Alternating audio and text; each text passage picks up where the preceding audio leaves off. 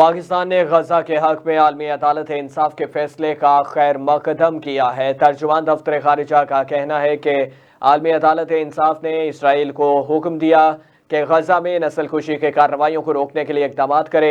आलमी अदालत इंसाफ ने तस्लीम किया कि इस पास इसराइल के खिलाफ केस सुनने का दायरा इख्तियार है। तर्जुमान दफ्तर खारिजा ने कहा कि गजा के अवाम को दरपेश मसाइब के खात्मे के लिए फौरी और गैर मशरूत जंगबंदी की ज़रूरत है। 7 अक्टूबर 2023 से इसराइली फ़लस्तीनी अवाम के खिलाफ फौजी जारहियत और मुजिबाना कार्रवाइयों में मसरूफ़ हैं।